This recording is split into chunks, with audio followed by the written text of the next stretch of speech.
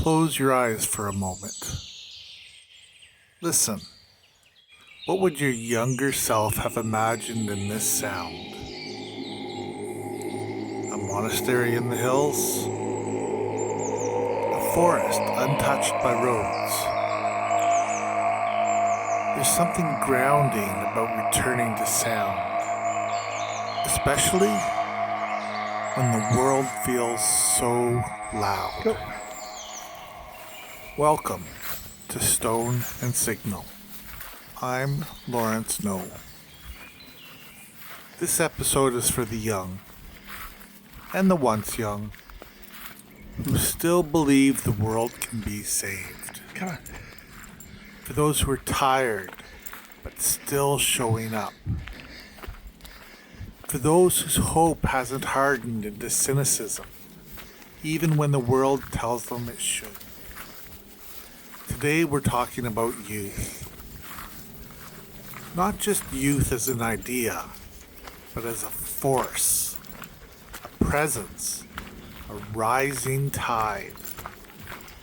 We'll explore the voices that are leading, resisting, and remembering. The ones that refuse to stay quiet. Youth is often framed as a phase, something to grow out of. But what if it's something we grow from? What if it's not just an age bracket, but a frequency some people never stop tuning into?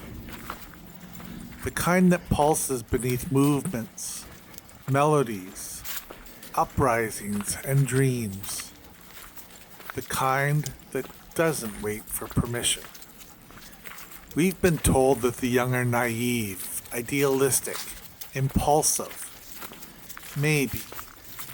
But maybe that idealism is a kind of clarity. A refusal to accept that the way things are is the way they must be. And maybe that refusal is exactly what this moment needs.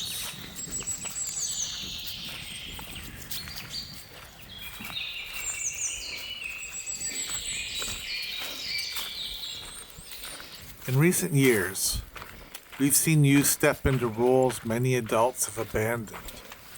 From Greta Thunberg's school strike that sparked a global movement, to the young water protectors defending sacred land, to indigenous youth reclaiming culture and sovereignty. These voices are not future leaders. They are leaders now. And they're not just shouting into the void.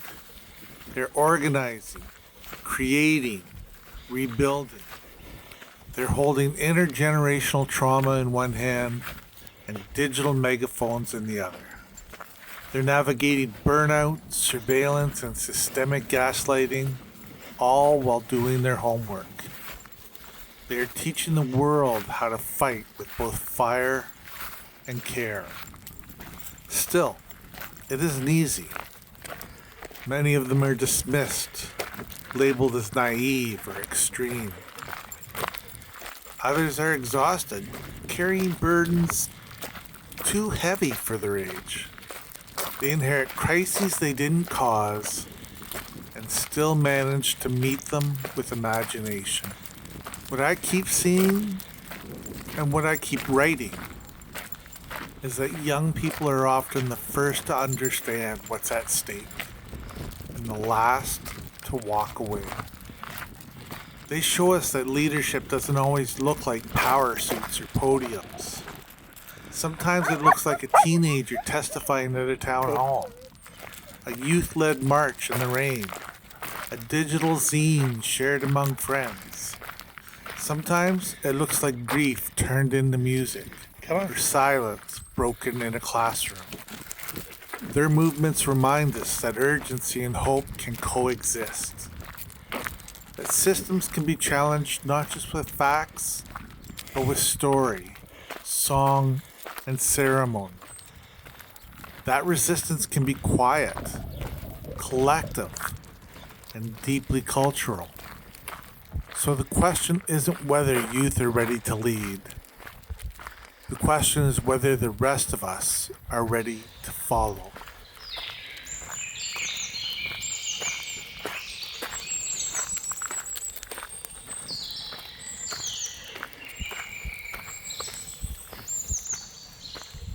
In the Draconum series, the young dragons aren't chosen by fate.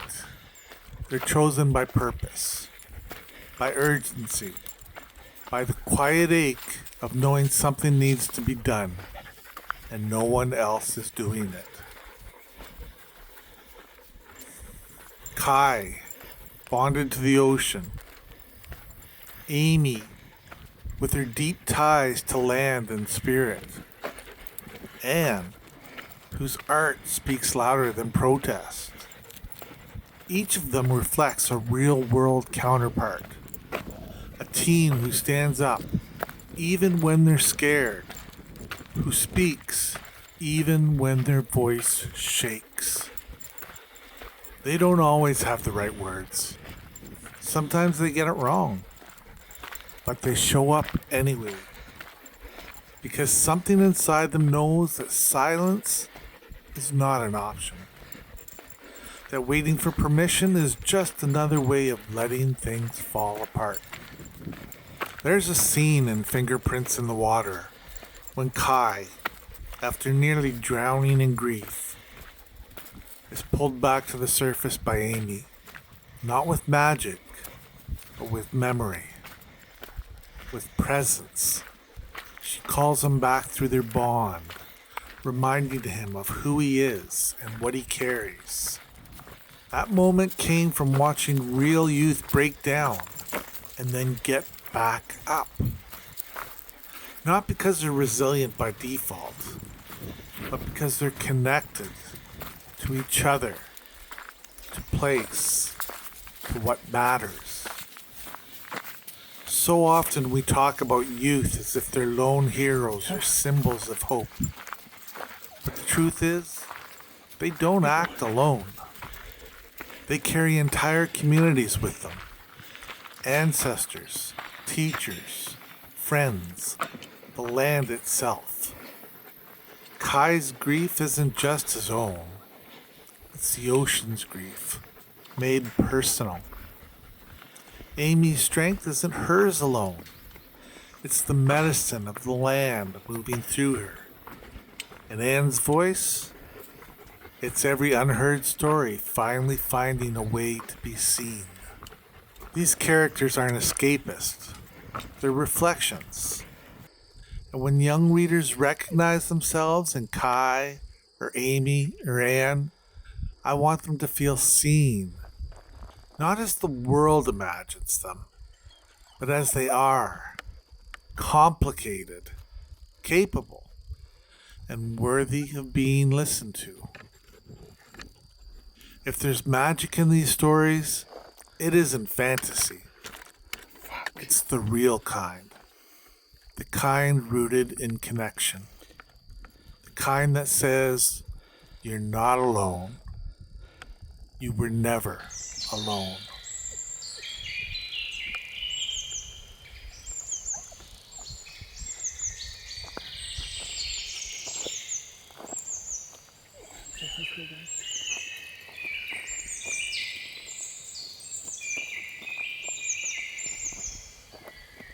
I often ask myself what my role is as an older writer, a quiet observer, someone who's seen the patterns repeat.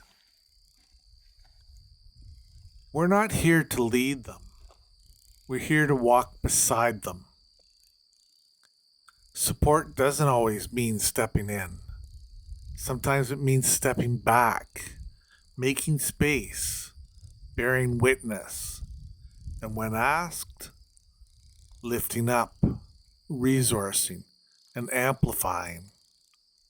But let's be honest, there's often a deep reluctance, even fear, when it comes to truly empowering young people. Not because we doubt their intelligence or their passion, but because we sense what might happen if they're given real influence. They might not preserve the status quo. They might dismantle it. And for those of us who have grown used to its comforts, that's unsettling. It's easier to praise youth than to trust them with power. Easier to host panels than to share platforms. Easier to admire their courage from a distance than yield control, shift systems, or let go of outdated hierarchies. I write these stories not to speak for youth, but to speak with them. To offer language where silence threatens to settle in. To hold a mirror, gently, not to reflect what adults expect to see, but what young people already know about themselves and the world they're navigating. Because they're not waiting for permission. They never were. And the real question is not whether they're ready, it's whether we are ready to listen, to be changed, to follow when it's our turn to fall in step behind.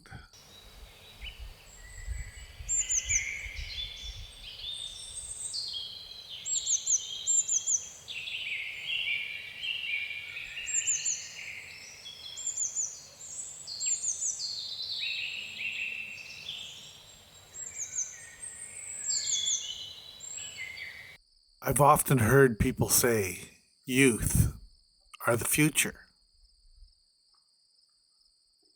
But I've started to resist that phrase. Not because it's wrong, but because it delays responsibility. It implies that the work, the power, the choice, the reckoning belongs to some later version of them. After they've aged, after they've learned the rules, after they've waited their turn. But what if their turn is now?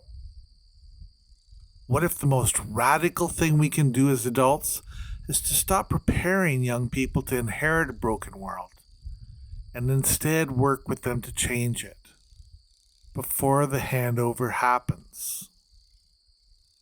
This isn't a metaphor. It's happening. Young people are stepping forward in schools, in community halls, on riversides and forest edges and ocean shores. And when they do, they don't always need a microphone. Sometimes they just need someone to lower the volume in the room long enough for them to speak. We say we want their voices, but do we create conditions for them to thrive? Do we design classrooms where questioning is encouraged? Do we make meetings accessible, not just physically, but emotionally, culturally, psychologically? Do we treat their ideas as valuable contributions or political afterthoughts?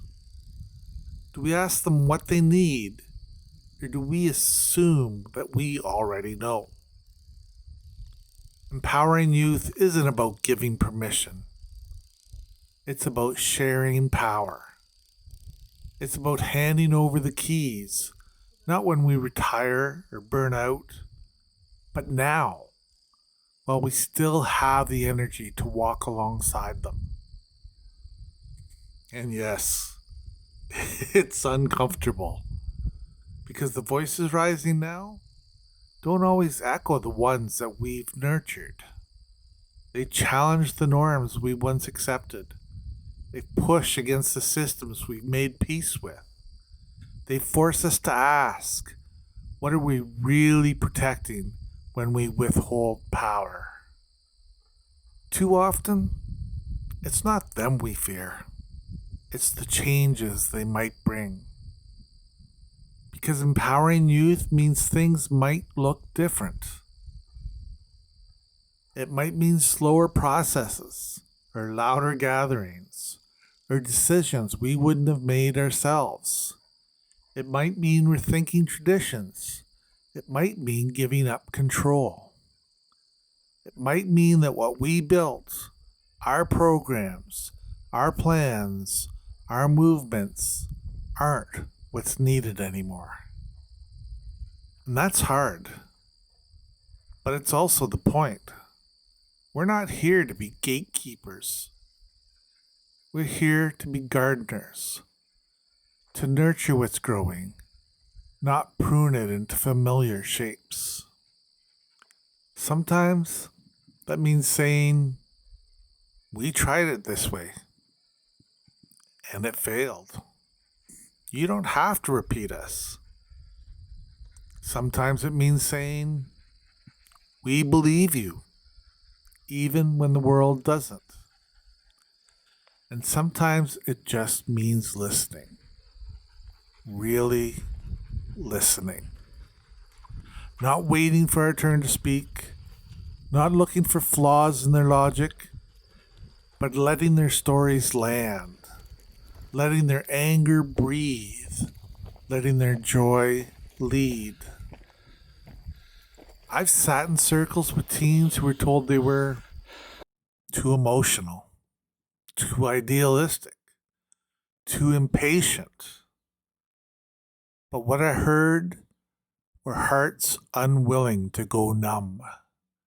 What I saw were people refusing to accept a poisoned status quo. I've seen young leaders name what adults won't, that climate collapse isn't theoretical, that racism isn't just historical, that injustice isn't just unfortunate, it's engineered. And when they say these things, we shouldn't be asking them to be more polite. We should be asking ourselves why we waited so long to say them too. So what does it look like to make space? It can be structural. Youth-led councils with real budgets. Policies that require intergenerational collaboration. Platforms that prioritize youth-made media. It can be cultural. Mentorship that centers humility, not heroism. Ceremonies that honor transitions, not just achievements. Elders who share stories without expecting replicas. And it can be personal. Taking the time to ask who's not in the room. Saying, I don't have the answer, but I'll stand beside you while you ask the question. Letting go of our need to be the center. Trusting that the rising generation might see something we've missed. Because they do see what we've missed. They see the interconnectedness we were taught to forget. They see the climate not as a distant science, but as their lived reality. They see identity not as binary, but as a spectrum. They see power not as something to hoard, but something to share. And that clarity, that vision, isn't naive.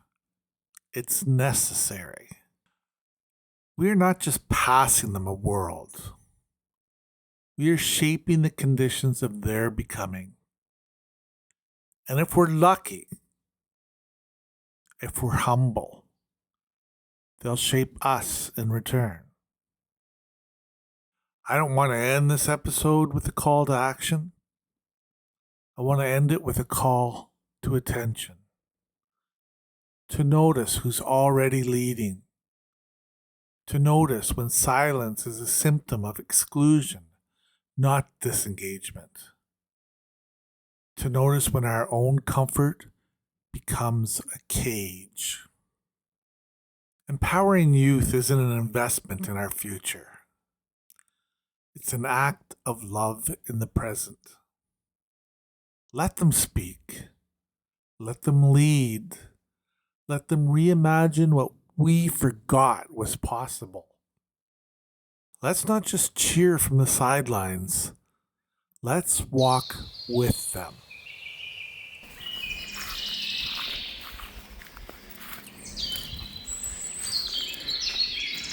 Come on.